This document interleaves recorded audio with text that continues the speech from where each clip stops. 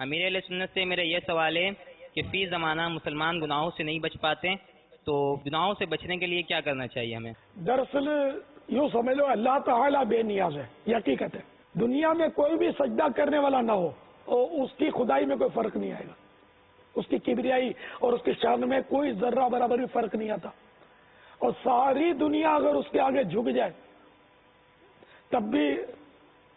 وہ بے نیاز ہے، سمجھے؟ تو وہ بے نیاز ہے، ہم نیاز مند ہیں، ہم کو ضرورت ہے اس کے آگے جھکے۔ رہا گناہوں کا جہاں تک تعلق ہے تو گناہوں میں اس کی نافرمانی ہے، اور گناہ کروانے کے لیے شیطان اور نفس امارہ اس کو بولتے جو گناہوں پر ابھارتا ہے، یہ دونوں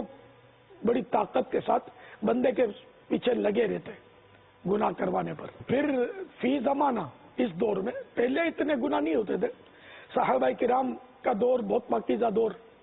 تابعین کرام میں بھی گناہ کم ہوتے تھے، فاسقین کی تعداد کم تھی، تبع تابعین ان میں بھی فاسقین کی تعداد کم، نیک لوگ زیادہ ہوتے تھے، مسجدیں ان دنوں بھری بھری رہتی تھی۔ لیکن جو پھر وہ دوری ہوتی گئی تو یوں گناہوں کے سلسلے جو بڑھتے گئے، اور اب تو چاروں طرف گناہوں کے اسباب ہیں۔ اصل کہ بندہ کرے کیا، گناہ سے بچے کیسے؟ واقعی یہ بڑا امتحان ہے، بچنا چاہیے، بندہ کوشش کرتا رہے۔ اب جیسے میں کبھی نکلتا ہوں باہر گاڑی میں تو میری کوشش کیا ہوتی ہے کہ میں بعضوں کا توجہ جاتی ہے، ذہن بناتا ہوں کہ کسی عورت پر بے اختیار بھی میری نظر نہیں پڑنی چاہیے، حالانکہ بے اختیار نظر تو معاف ہے نا اگر پڑ گئی تو، اور جبکہ فوراً لوٹا لی۔ اب بے اختیار پڑنے والی نظر کو لوگ روکیں گے تو با اختیار سے بچیں گے نا، تو سائن بورڈ سے بھی نظر بچانی پڑتی ہے، اس میں بھی وہ لیڈیز ہوتی ہے، یہ اس لیے لیڈیز رکھتے ہیں، جوان عورت اور ایسے گندے گندے سین بعض اوقات رکھتے ہیں کہ اس بہانے عورت کو دیکھنے کے چکر میں بندہ جو ہے ان کی جو تشہیر ہے نا، جو چاہتے ہیں اپنی چیز کی جو تشہیر چاہتے ہیں وہ بندہ دیکھ لے۔ اصل مقصد عورت دکھانا نہیں ہوتا،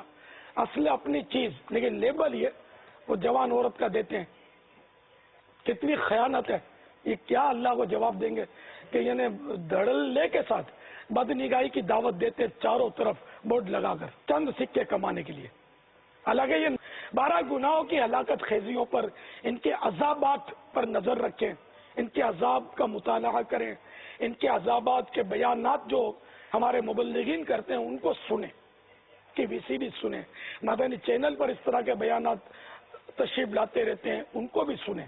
تو اس طرح بیانات سن کر مطالعہ کر کے جہنم میں لے جانے والے اعمال،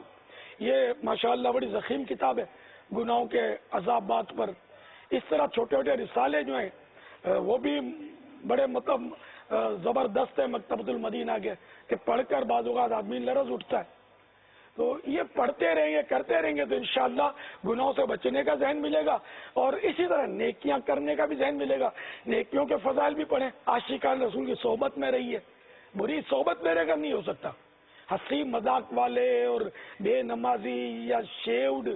اور اس طرح کے فلمی گانے گنگنانے والے، بات بات میں گالیاں دینے والے، اس طرح کے دوستوں سے اگر آپ کی ترکیب ہے تو پھر بولو کہ میں گناہوں سے کیسے بچوں؟ تو میں بھی کہوں گا خود کردارا علاج نیست، یعنی اپنے ہاتھ کے کیے کا کوئی علاج نہیں ہے کہ میں ہاتھ پہ اپنے چھری بھی چلاؤں اور کٹے نہیں، اس کا کوئی طریقہ بتا دو تو بھائی چھری کا کام تو کاٹنا ہے، تو بری صحبت کا کام جو ہے نا وہ جہنم میں جھونکنا ہے، تو اس سے تو بچنا ہوگا،